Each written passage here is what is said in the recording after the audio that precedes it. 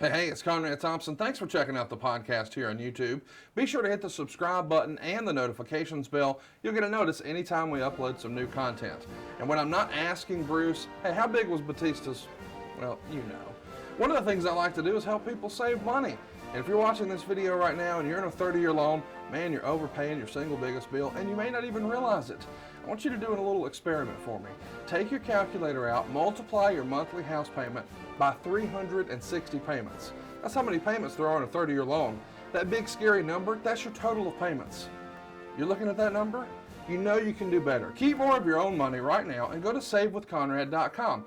Or maybe you've got credit card debt. Man, it's not a matter of if I can save you money with that. Your average interest rate on a credit card is more than 20%. And by the way, all the interest you pay on those credit cards, it's not tax deductible. Whereas the mortgage interest, well, that is tax deductible. So if you owe this debt, it's up to you how to pay it back.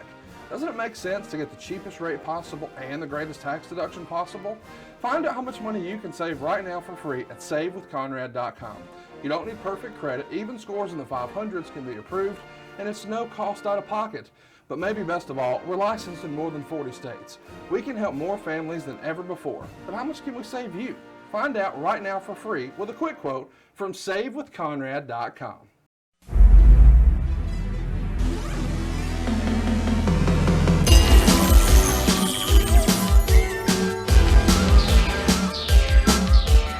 The recognized symbol of excellence in sports entertainment. Hey, it's Conrad Thompson, and you're listening to the Kurt Angle Show. And of course, we couldn't do it without the man of the hour, the Hall of Famer himself, your Olympic hero, Mr. Kurt Angle. Kurt, how are you, man? I'm doing great. Thank you, Conrad. I appreciate it. Man, we're excited to be here. Of course, we got a ton of great feedback on part one of the Kurt Angle rookie year story. We're going to keep it going today. But, you know, in order to be a wrestling machine, you've got to be physically fit. And the way to do that is to go to physicallyfit.com. And if you're like, well, everyone I know in Huntsville, you're wearing out some chicken snacks. It's a healthy alternative, a great way to get your protein, and it tastes great. Everybody at the office seems to think that buffalo wing and blue cheese is the favorite. I actually prefer the sriracha. I think Kurt likes the Kung Pao the best, but I think the ladies in the office, and even Mrs. Angle, likes the cinnamon swirl. But you even have a non-chicken alternative, a plant-based protein version of this, right? Yes, an organic plant protein-based protein that we use. It's called Snack Smart, SNX SMART. And it's the same thing as chicken snacks, just a different kind of protein. It's plant protein. So we have both options for you. Check it out right now over at physicallyfit.com. And what you'll want to do is click on where to buy. And here in Huntsville, I've got 3 options within driving distance, including one that's just 2.3 miles from my house. But I, like a lot of you, still prefer to order stuff online. So if you go to the bottom and click order now online, you can go ahead and pick one of these up for just $9.99. And Kurt, you've got a special promo code they can use to save 20% off, right? Yes, 20% off if you use the code AnglePod. So use that code and get 20% off. There you go. ANGLEPOD. That's all it is. 20% off. It's only $9.99 to start with. So you're going to get it for like $8. Why wouldn't you do this? Try it. You'll be glad you did. It's physicallyfit.com. Let's jump into it, man. Let's pick up right where we left off. We've sort of covered everything that happened in your rookie year all the way up until that August 7th Raw. And that's when things start to really boil over with you and Triple H and Stephanie in a bit of a love triangle. Triple H and Stephanie have an argument backstage. He's getting sick of the whole Kurt Angle thing, he says. He's upset with you for picking up Stephanie on SmackDown. He's also angry at you for asking to be the #1 contender to Commissioner Mick Foley. So Stephanie goes to see you, and she tells you that Hunter's mad, and you ask her, did he raise his voice at you?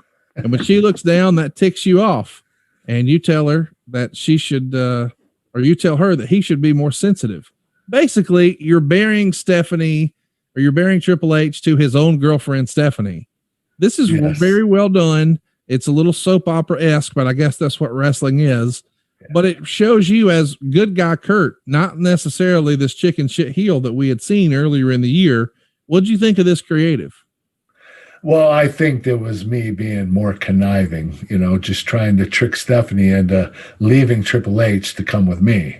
So, even though I look like the good guy, I was actually being the bad guy and getting involved in their relationship. all in the same night, Just Joe goes to both of your locker rooms and he's stirring up the shit. You meet in the ring and argue for a while, and then you end up in the main event. And by fluke, both of you pin Jericho at the same time. You're the number one contender on the go home SmackDown. Tensions are boiling over between you and Hunter.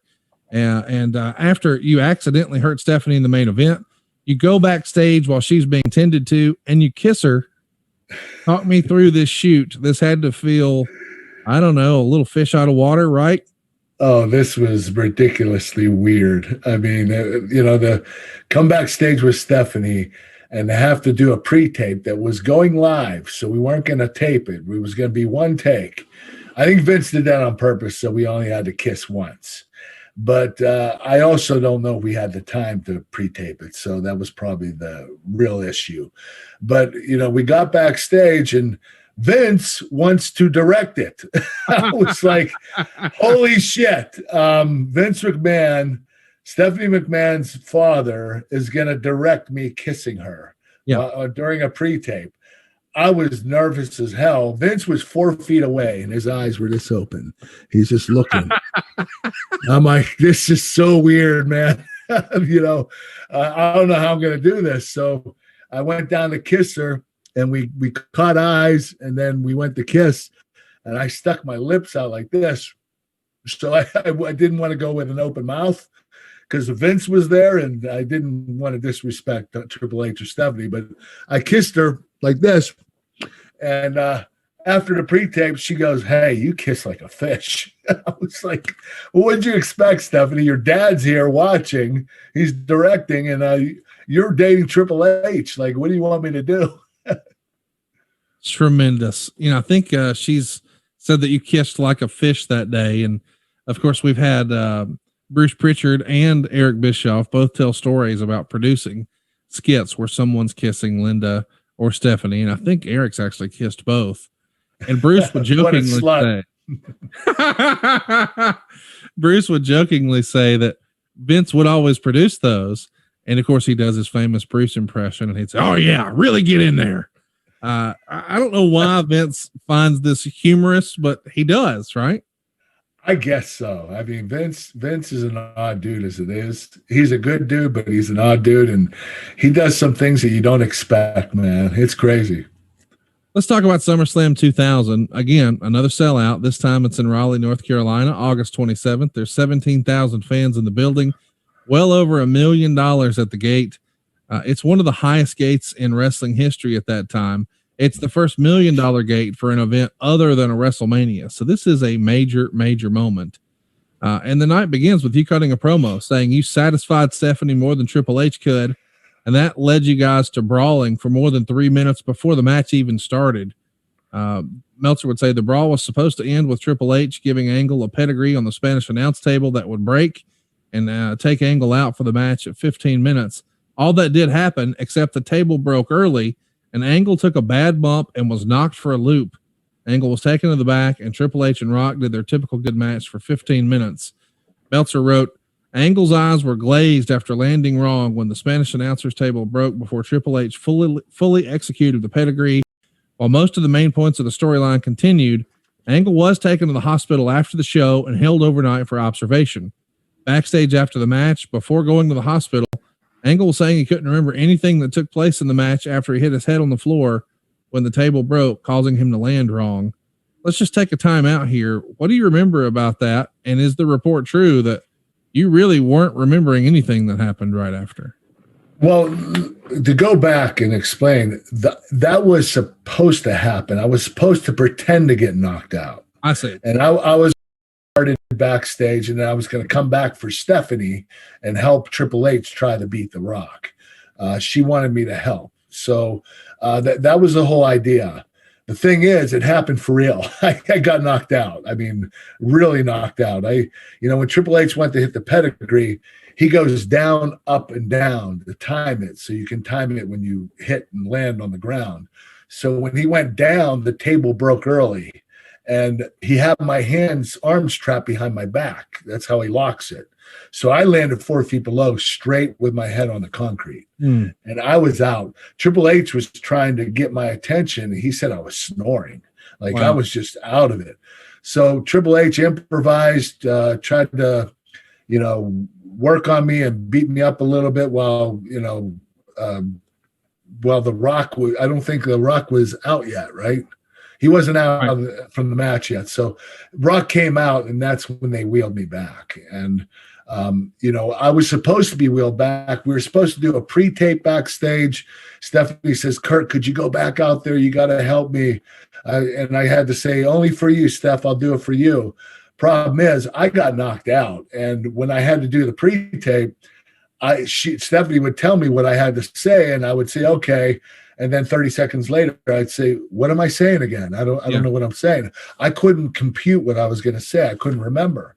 So it was a complete nightmare. I don't remember any of it, but the match came across really good. And, the thing is, the outcome was Vince, thought I hit a home run that day. I stepped up for the company, and he said, I'm going to pay you back for this. And he did.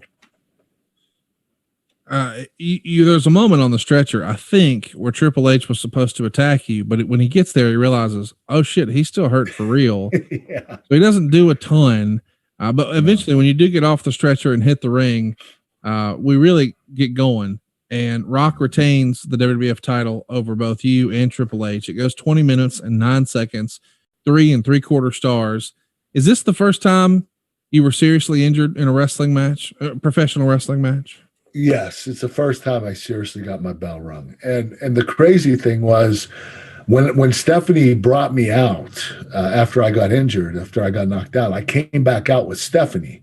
She was assisting me, so she was going to tell me what to do before, all up until I got into the ring.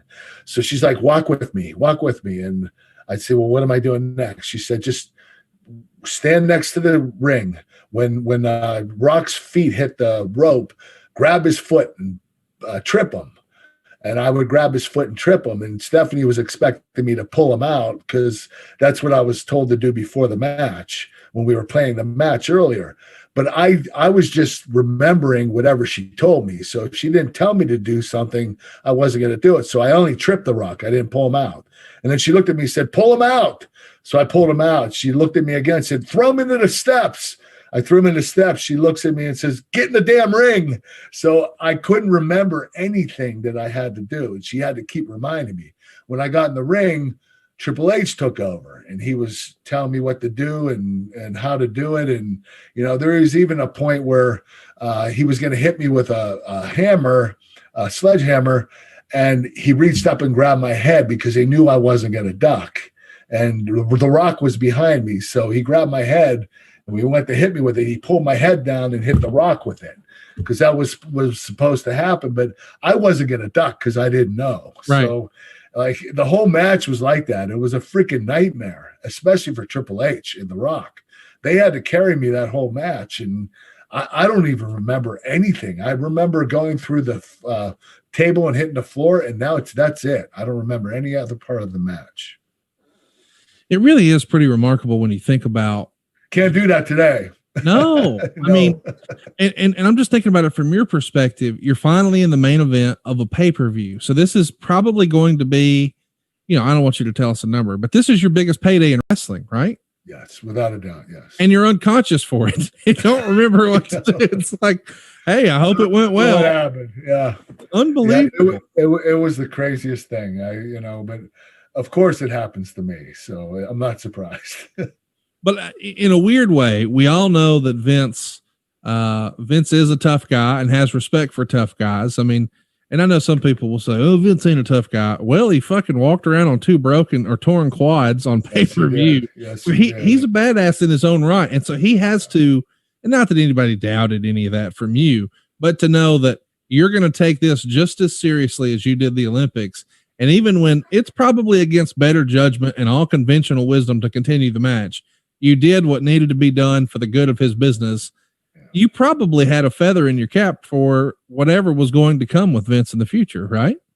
Well, that's why, a couple months later, I got handed the world title, the WWE Championship. And I believe it really occurred because of the SummerSlam match. I really do. I think that Vince might have wanted to hold off till after WrestleMania the following year to get me the title. But when he saw what I did and I stepped up, he said, let's give it to him now. So that's how it occurred. This is probably an uncomfortable conversation to have, but after an injury like that and a match like that, and you're going to go to the hospital, what does that look like? Does someone in the office take you? Do they call an ambulance? What's that process like that night after a big injury like this and you need to go get checked out? Is anyone with you? Is anyone helping arrange anything? Or are you just flying solo here? We had a trainer named Chris, and he would go with us to the hospital. So he was with me, and the paramedics are always there at the arena. So I had an ambulance there to take me. So, everything's right there for you to get you to the hospital, and they're going to have a trainer go with you. Nobody else came with me, so I didn't expect anyone else to. No days off after the injury. You're working on Raw the very next night, although not in a match, but there is a huge argument in the ring with you and Triple H. He shoves you out of the ring, and you grab your head when you hit the floor. Probably not the most advisable thing. I mean, I'm not a doctor, but you suffered a concussion that night, right? You had to. Yes. I don't think I should have done anything physical the next night. Although it wasn't that much, the spot that I did wasn't that hard to do. So, I'm not sure why I grabbed my head, maybe because Vince wanted me to pretend that the concussion was still affecting me. Yeah. But I don't remember. We should also mention too, that because I could see how out of context what we just said could be taken as us sort of shitting on WWE, but we didn't know what we know about head trauma back then that we know now. Like back then, people used to say things like, "Oh, you got your bell rung," right, Kurt? Yeah. There are phrases. You got your bell rung. You got dinged. But it's very serious now, especially concussions. So if you have any inkling of a concussion, you're not going to be cleared to wrestle to do anything for a while. Yeah. So with a lot of fans online sometimes saying, "Oh, I miss the way things used to be." Safety of the performers. Well, this is a great improvement from where it used to be. Right? Without a doubt, the whole drug program they have, the concussion program, how they have created more doctors coming to the arenas, trainers, everything's available for you. So their catering is excellent, 5-star catering now. Back when I started, you got pizza. So there are a lot of different things. Everything's available to the talent, and this is the best that this company has ever been able to produce for the talent. There you go. On August 24th on SmackDown, someone reports Triple H to the police for spousal abuse, and then he's taken into questioning. And of course, you're the prime suspect as to who ratted him out, but it wasn't you.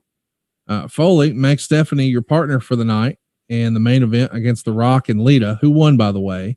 The idea is Foley has decided to make a tense situation even worse. He's playing both sides against the middle here. And we get some really fun segments with him, like when he's talking to you from behind a desk and the camera pans over to show his desk is on a motorized cart that drives off. How great was Mick Foley in his commissioner role? He was awesome. He had a great personality. He's one of the funniest guys I've ever met. And, he always always came up with great material. A lot of the stuff he came up with was on his own. He would come up with his own creative stuff. And he was really good at that. He did extremely well with it. The Raw after that, we find out that Test called the cops to get Triple H back for stealing Stephanie 1 year prior. And it starts to get a little more convoluted from here. On August 29th, you're working with Eddie Guerrero in the main event on SmackDown. It airs 2 days later on the 31st, and Stephanie is your manager here. Of course, Triple H gets involved, but through the beginning of your first title reign, you're working with Stephanie as your manager.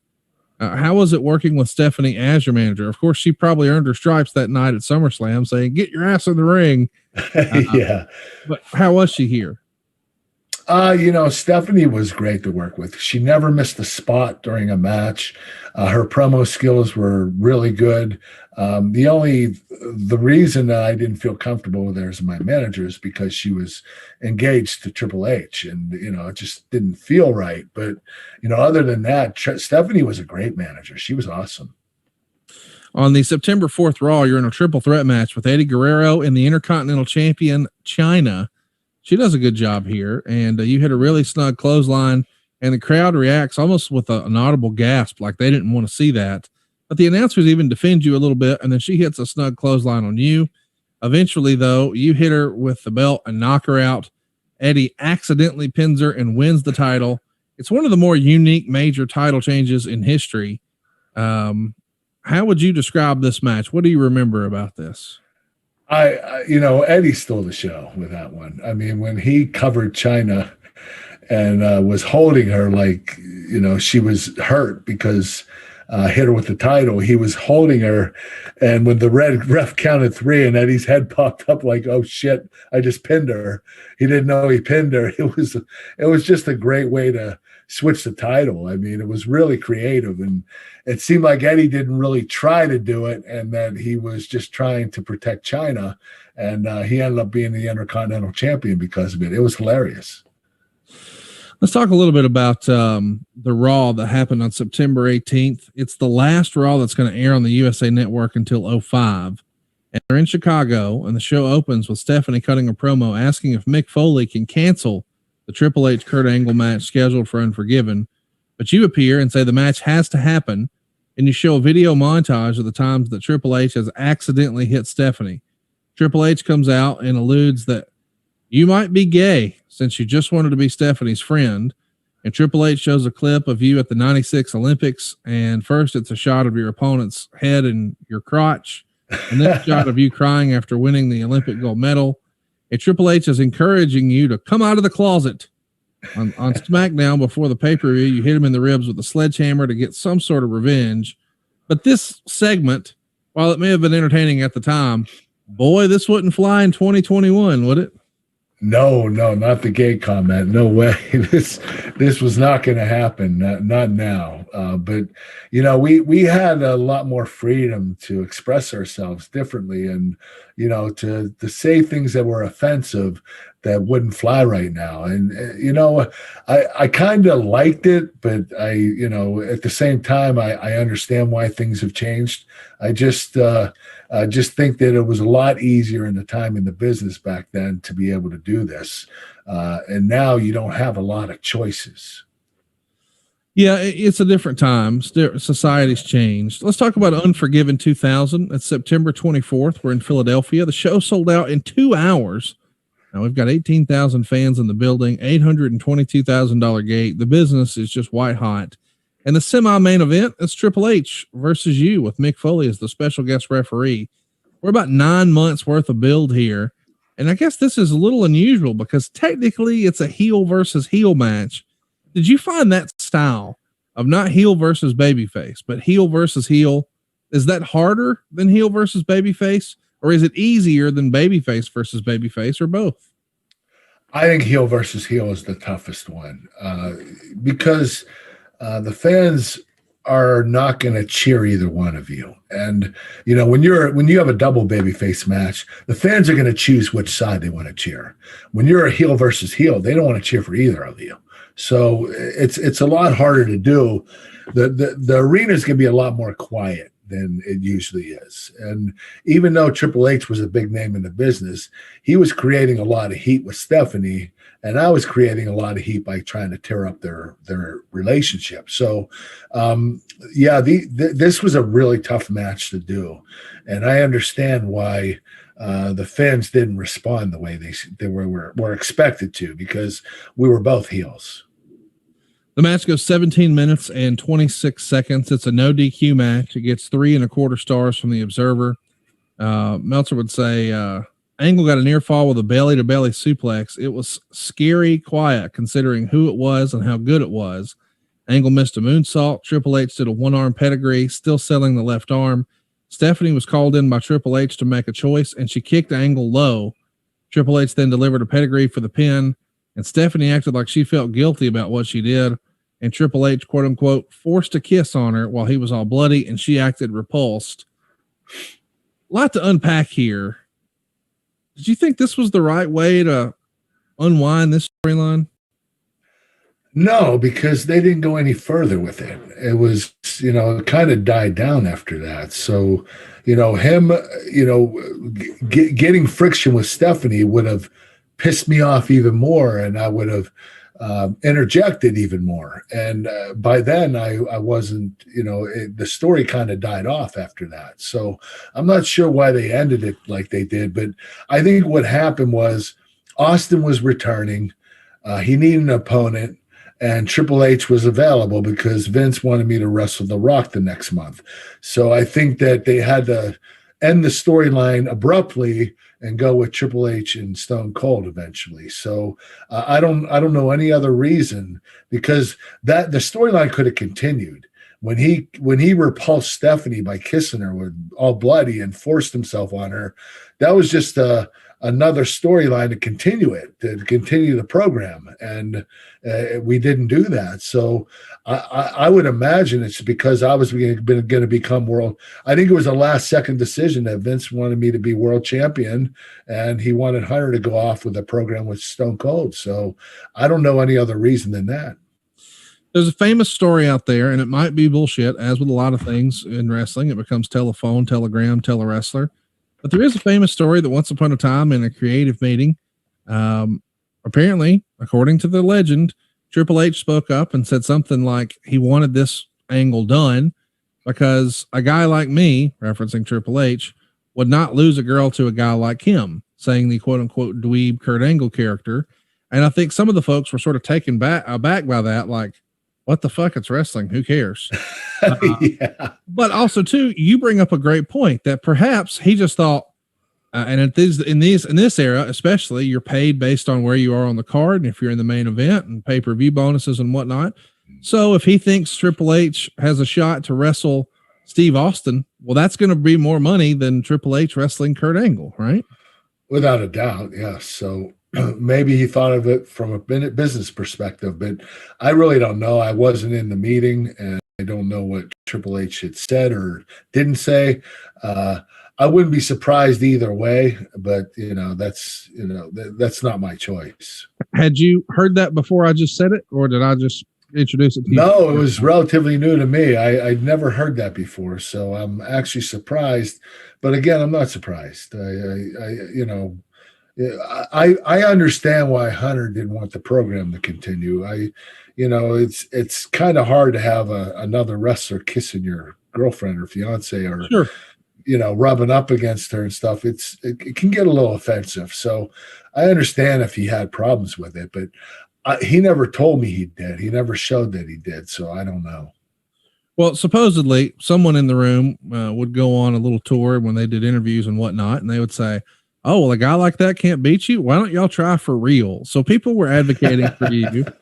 Meltzer would write of this: if it hadn't come in with so much hype and come in with so little crowd reaction and such a weak finish, in some ways it was actually a flop, given the lack of heat after 9 months of building, and perhaps the lack of heat was the way he's been booked. He's been a great undercard chicken shit heel, but not for a guy to be put in a position to have an impact on top, or to use a tired phrase, but that is applicable in a main event condition or main event position, easy for me to say, to draw money. So I think Angle, the character and the way we had developed it this year, Meltzer's saying maybe he didn't need to be in this spot anyway. But considering you had won King of the Ring, you had won the European title, you had won the Intercontinental title, and you started the year with an undefeated streak, I don't know if I necessarily agree with that. What do you think of Meltzer's assessment?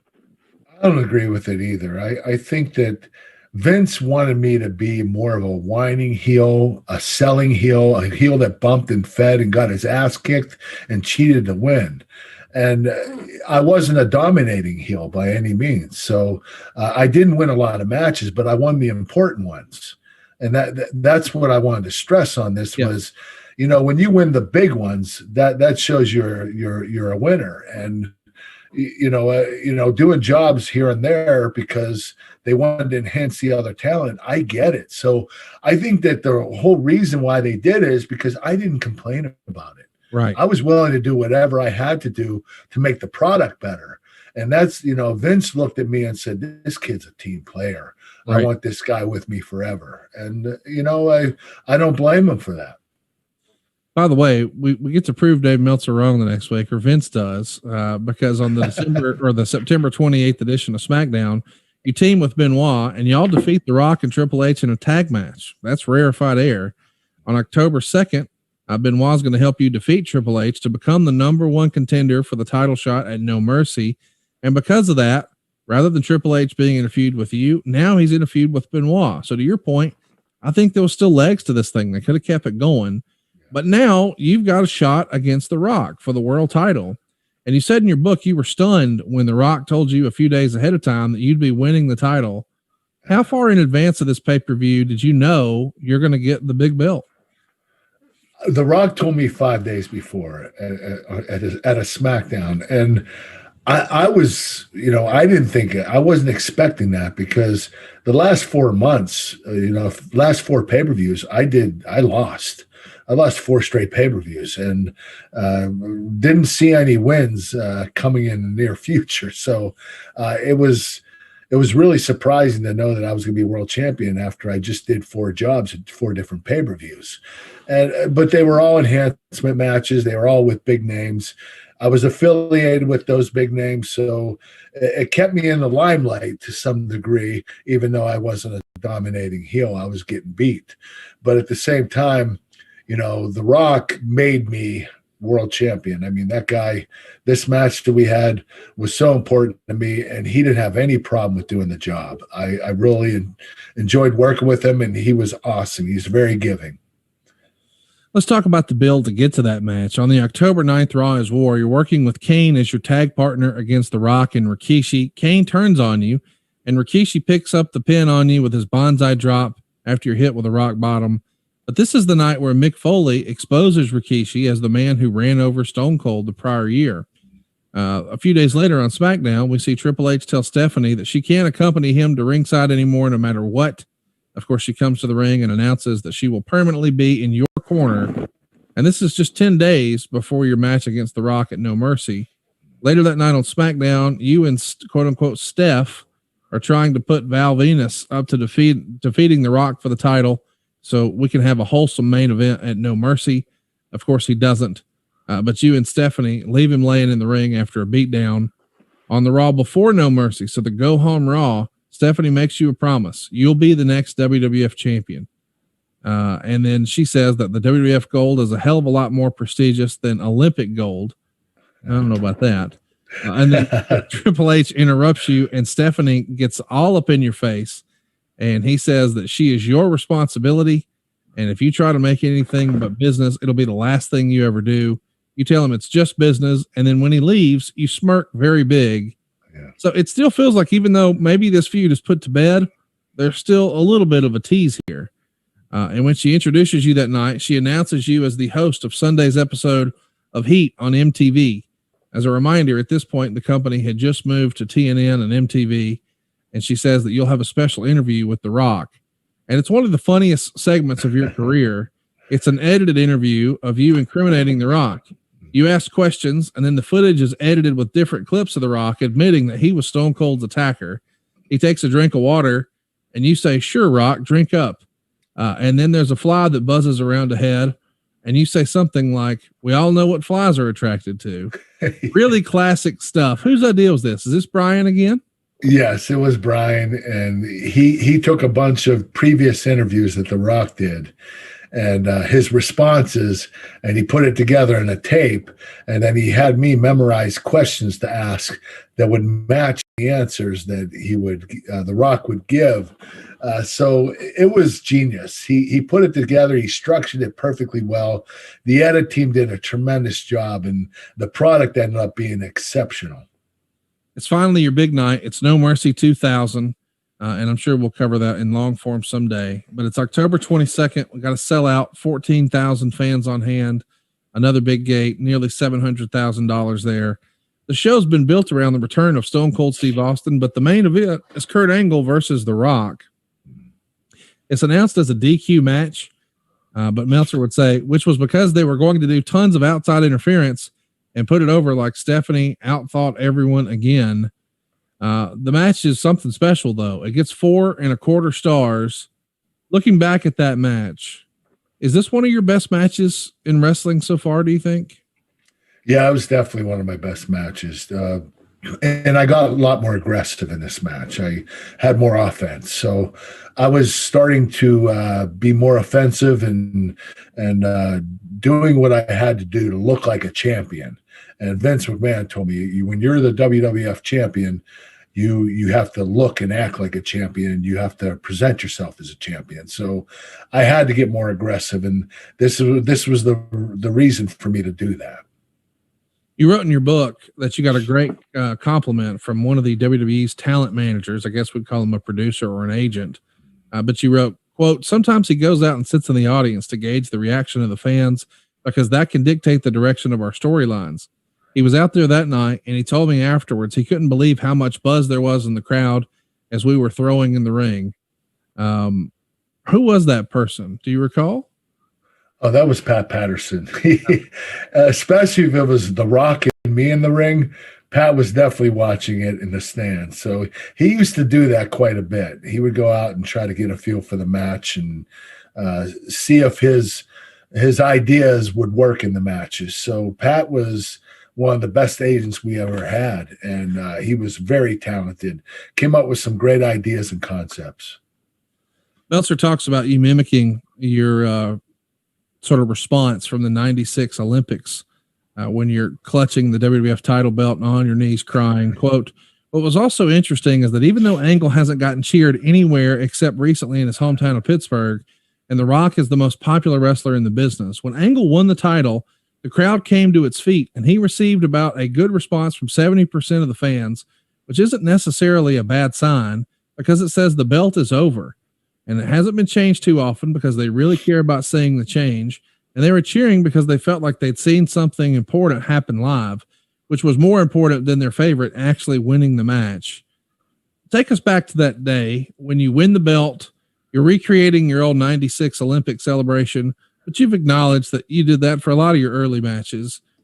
Was this that big of a deal to you? How would you compare this? I mean, obviously it's not winning the Olympics, but is this the biggest accomplishment outside of winning the Olympics so far in your career? Yes, without a doubt. Winning the WWF title was huge for me, especially in my first year. I never expected to be a champion in my first year. And to beat The Rock, I mean, one of the biggest names in the business, that was spectacular. And I knew that my future was very bright.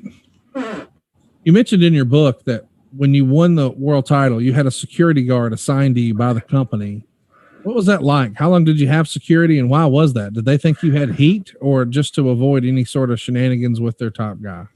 I think it was to create heat, to show that I didn't want to be near the fans. If, the security guard would take me out to the parking lot and wouldn't let any fans get near me. And so it was more to create heat than anything else. That was it.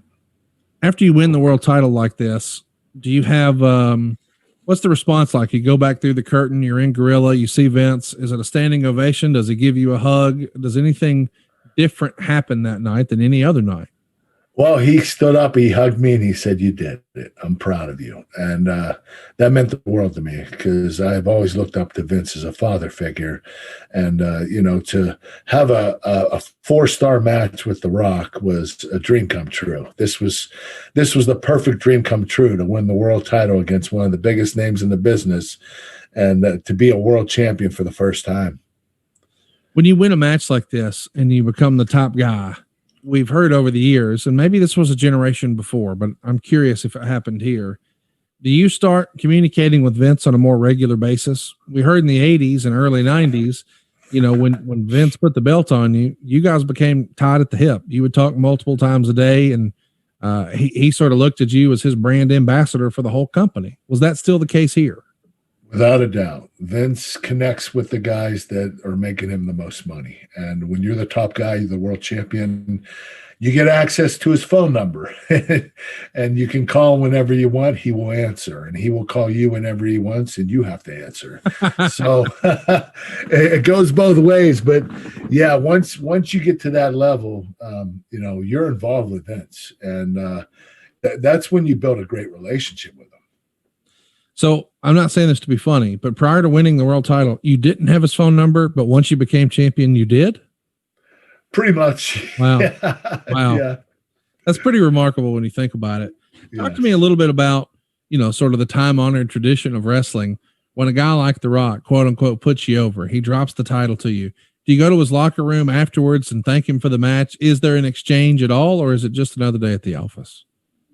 No, you definitely have to thank him, especially a guy like The Rock. I mean, he could have went to Vince and said, "I don't want to drop it to Angle," Right. and Vince would have said, "Okay." But The Rock was a team player, and he believed in me. And I wrestled him a few different times that year, and we always had great chemistry. So he was expecting a 4 or 5 star match, and he gave me the opportunity, and I can't thank him enough. So here we are, 1 year after your vignettes first start to air in the company. Now you've beaten The Rock. You're the world champion. The next night on Raw, there's a big celebration. There's confetti, the whole deal. Stephanie arrives in a limousine alongside you. You cut a promo boasting about your accomplishments. You talk about becoming European champion. And you said you were the first one besides D'Lo Brown, but D'Lo doesn't count anyway. The Eurocontinental champion. Yeah. It's tremendous. But D'Lo Brown doesn't count. Such a great line. Yeah. And you continue your feud with Triple H on the way to the next pay-per-view event. But on November 6th Raw, Hunter reveals that he was the person behind Austin's hit and run. That's pretty much the death of the love triangle story. He gets right into that feud with Steve Austin for Survivor Series.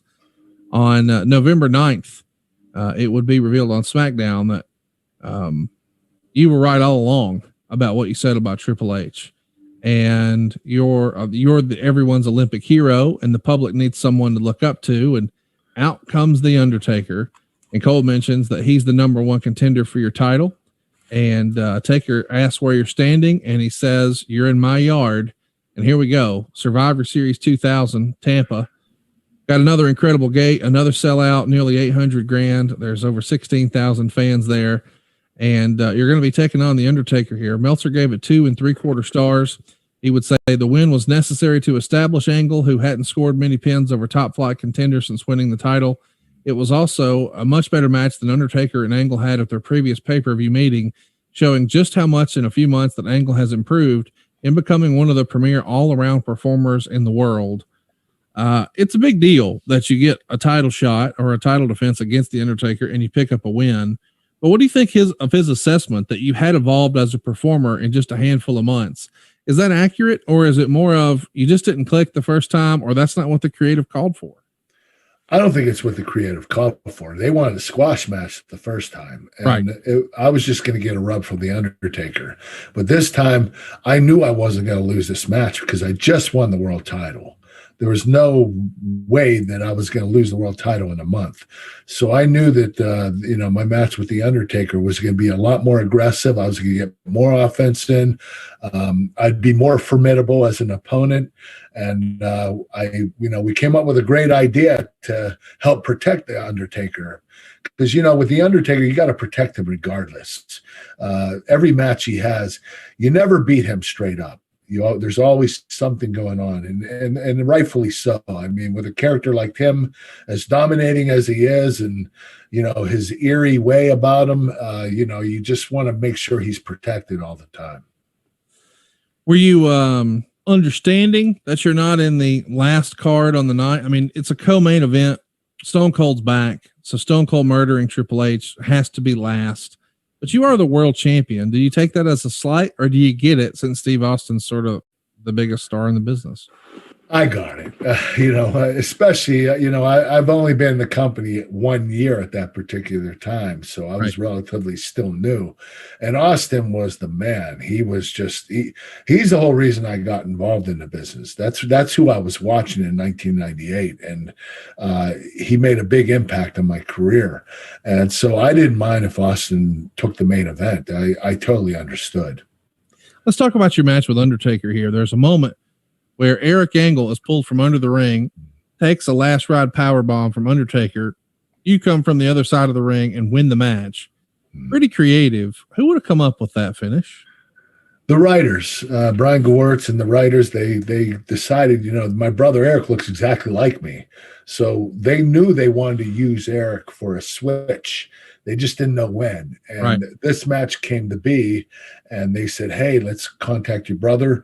Let's get him here. We're going to make him an outfit that looks just like yours.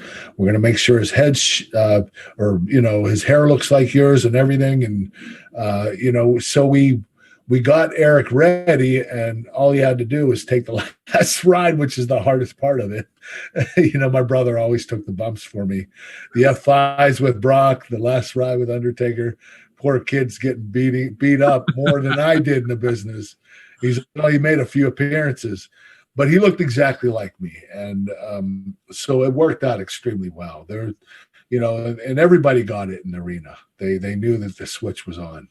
So let's recap. In 1999 at Survivor Series, you're wrestling Sean Stasiak at the Survivor Series. Yeah. A year later, you're successfully defending the WWF Championship against the freaking Undertaker. I know.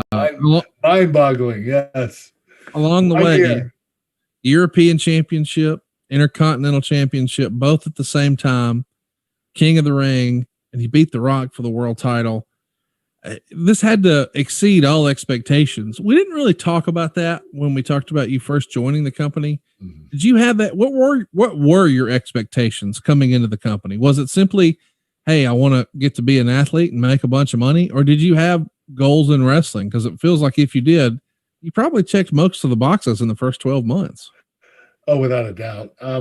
I was more walking in with my eyes and ears open and not, I wanted myself to be a little bit vulnerable where I didn't know what was going to happen. I didn't have set goals that were set up that I knew that I wanted to accomplish. I wanted to give myself time to get better and time to improve. So I wasn't expecting all that success in the first year, but I'm not surprised I did it because I became a great listener. I let the guys lead me. I learned on the fly. I did what I had to do, and I was a great listener, which eventually made me a great leader. And I just did whatever I was told. And, a lot of people don't want to do what they're told. They always want to do the opposite. But I trusted in Vince, and I knew he would make the right decisions. You don't put an Olympic gold medalist in the company and make him job out left and right. You're going to have plans for that Olympic gold medalist, whether he's a dominating wrestler or not a dominating wrestler. But, when you have someone with the talent I had and the ability to be funny and entertaining and draw heat and be loved by the fans, every facet of the business, you're going to be utilized. So I'm not surprised I had a success that I had my first year, but I am surprised. Let's talk a little bit we talked a lot about the success. Let's talk about some of the challenges, because before this, certainly you had traveled, but the WWE schedule, that's really the roughest thing of being a WWE superstar, right? Yes, the schedule is the toughest. When you're doing 300 dates a year, it can be quite brutal on you mentally, physically, and spiritually. I mean, it's a tough grind. And I think that was the hardest part. The second hardest was the psychology, learning how to structure the match and put the false finishes in the right place and put the finishes in the right place and make sure you make the match very intriguing. Those two are the toughest things. Also, being accepted by the boys. You want to make sure that you make the right moves and you don't create any heat for yourself. So there's a lot of work that goes into being a pro wrestler. There are many different facets. One of the weird things I've always been fascinated with is like this weird brotherhood. Like there's this political landscape to wrestling, but also an understanding where everybody sort of takes care of one of another. Easy for me to say physically, but politically, it can become interesting. Do you remember any moments that were frustrating in your first year, or maybe teachable moments, things you learned in that first year? Besides, of course, the Bob Holly thing, which we addressed. No, I learned that there were politics, and I've seen them occur, but never to me directly. So I didn't get involved in them. I don't want to mention any names because Sure. that's not who I am and what I'm about. But there were politics, and there are people pulling for themselves, which I get. I understand. Everybody's going to pull for themselves to be the top guy. Everybody wants to be the top guy or girl. So I understand that. So, it's just something that you have to accept in the business. What about JBL? Any interesting stories where he felt like he had to acclimate you to being one of the boys? JBL he verbally ribbed everybody. He didn't do a lot of ribs, but he was very vocal, and he was a bit of a bully. I mean, he's harmless. He doesn't mean to be offensive. He just has that personality where, he needs to rib someone or pick on someone about something. And, he was entertaining though. I mean, it wasn't really a bad thing. It was actually a good thing that he did it. It made our days on the road a lot more entertaining that he was ribbing people. I've had it described to me over the years that he was just like a locker room ball buster that you would find in a lot of locker rooms. There's just one guy who just wants to bust balls, right? He's the one guy that's going to bust everybody's balls. Yes. Yeah. What about your favorite agent through this era? Was it always Pat Patterson, even in your first year, or did you enjoy working with some other agents as well? Pat Patterson was my favorite agent. I did work with a lot of different agents, but Pat was the best. He would come up with the best stuff. He always had an extra interest in me and The Rock. He also worked with Jericho quite a bit. But Pat was very innovative. He came up with great stuff, great finishes, great false finishes. He was timeless because he came from the 70s and 80s, but he still had the mind for it in the 90s, 2000s, 2010s.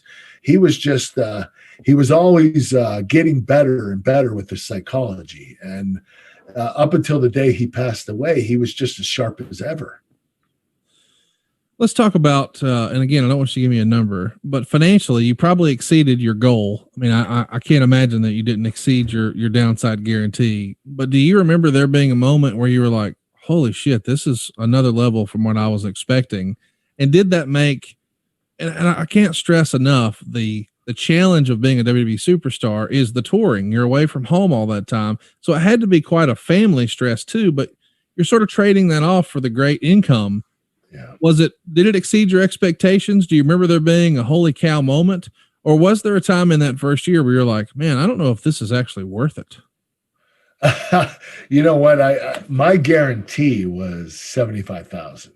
So I made well over that. Yeah. But what I was surprised about, and I promised JR this when I accepted that contract, he said, you're going to get 75 grand a year for 5 years. I signed the contract. I said, don't worry about it because I'm going to make $1 million in my first year. And he's like, whatever you say. So I did make $1 million, which I'm really proud of. Wasn't expecting to make $1 million my first year in the business, especially not having any kind of merchandise. I wasn't selling merchandise. They weren't hopping off the shelves and people weren't buying it, Kurt Angle stuff, because I was a heel. Right. So I didn't make a lot on that. I got paid to wrestle and I got paid very well to do it. So, making $1 million a year without any kind of merchandise that I made, maybe 30 or 40 grand with merchandise. That was about it. But I made a lot of money wrestling, and I did exceed the goal that I told JR I would do. Good for you, man. And I assume that a lot of that really started to fall into place for you at SummerSlam, right? Oh yes, without a doubt. That was my biggest payday. I believe I got 75,000 for that, which I don't really talk about my numbers much, sure. But that was a big payday for me, especially a non-WrestleMania payday. So, very seldom does anybody get $75,000 for a pay-per-view outside of WrestleMania. Although you can make a lot more at WrestleMania if you're main eventing. But as far as numbers, you don't see 75,000 that often with other pay-per-views. No doubt. And it's kind of ironic that that was your downside and you made it for one night. So. Yeah, you're right. Crazy, huh? Nick has a question for us. He says, what was the general reaction from the amateur wrestling community during this period? Was there a sense of apathy even when you were successful just due to the nature of pro wrestling? Well, the amateur wrestling community, they did reach out to me and, they said, hey, we're going to support you whatever you do. But, we were a little hesitant about you doing this, but the WWE did come out of the closet and say they were sports entertainment. They were no longer real sport. And they said that makes it easier on us to be able to let some of our wrestlers, head into pro wrestling. So they understood that WWE no longer said that they were the real deal, the wrestling, like amateur wrestling. So it was a lot easier to cross over by that particular time. Socrates Johnson wants to know, who are your first and worst potatoes in wrestling? First real potato would have been John Cena, which he never does this. He's always been good with his punches, but he punched me in the mouth one time, knocked my front tooth out. Shit. Yeah, completely out, gone. I had to have a surgery and implant and everything. It was crazy. But the worst potato was definitely the table spot with Triple H. That was my worst. Going through it, getting a concussion, hitting my head 4 feet below, that was pretty scary. Captain Chaos wants to know, was there anyone in the locker room who was openly abrasive to you over your rapid ascent up the card? Nobody said anything to me. If they thought it, I wouldn't know it, but nobody really told me directly, I'm pissed off at you because they're pushing you and you don't deserve it. Nobody really did that. So I can't really gauge how many people would have been jealous or envious or how many people were actually supporting me. Everybody was real supportive in the locker room, and I didn't have a problem with anyone. Man, this was such a fun episode to break down. We got so many other questions. Let's see if we can get one more here from Francis Reyes. He says, who was your riding buddy on your rookie year? And did you learn anything from traveling with them? Well, I learned how to have fun. It was Team Wreck, we called ourselves. Rhino, Edge, Christian, and Kurt. That's fun. And, crazy thing is, when I started, I didn't have the painkiller issue back then. So we didn't drink, we didn't take drugs. We went to the shows, went to eat, went to work out, but we had a lot of fun together. We just had great chemistry. We all had great personalities, and we just had a blast. And, it was a lot of fun traveling with those guys. And I actually miss it to this day. They were my best friends, Rhino, Edge, and Christian. We had a blast. Team Wreck. Do you remember there being a time where somebody, maybe one of the old timers or one of the top guys, tried to, twist your arm to come drink at the hotel bar? Because it feels like for years and years, that was what a lot of the guys did, right? At the end of the show or before the show, the night before, everybody's hanging out at the hotel bar. And sometimes peer pressure is a real thing, especially if they know you don't drink. Then it almost becomes a game where they want to try to get you to drink. Any stuff like that happened in the first year? No, and the reason is because I never went to the hotels they did. I would go to the shitty hotels that were only $39 a night, and there wasn't a bar there. You didn't have to worry about anybody pressuring you. You just went to sleep. So I didn't have to worry. I wasn't booked at the TV hotel, which is what a lot of the talent do, and that's where they end up drinking. I would book myself at, the Days Inn, Microtel or Days Inn. Yeah. So I did the simple, basic hotel, so I wouldn't have to do that. You talked about money a little earlier, so I can't help but wonder, since you had talked about how your family didn't exactly grow up wealthy, you guys were just normal Americans like all of us. Was there one guilty pleasure where when the cash starts rolling in, you're like, hey man, I'm excited to finally be able to buy blank? What was blank? Do you recall? I bought my mom a car. There you go. That's cool. That was a cool thing. I gave everybody in my family, after my WrestleMania payoff, I gave everybody in my family $10,000. All my siblings, my 5 siblings, and my mom. So that was 60 grand that I gave out. That was really cool to do that because they all needed the money at the time. Man, that's awesome. It's such a great story. And I just can't thank you enough for sharing your experience and being so transparent with all of us. We've had a blast here. And by the way, the best way to support the show is to go pick up some chicken snacks, baby, over at physicallyfit.com. Use that promo code AnglePod. You get 20% off. And over at kurtanglebrand.com, you can get a great deal on all your autographed goods. You're looking for 8x10s or birthday cards or milk cartons or whatever it is. They've got it over at kurtanglebrand.com.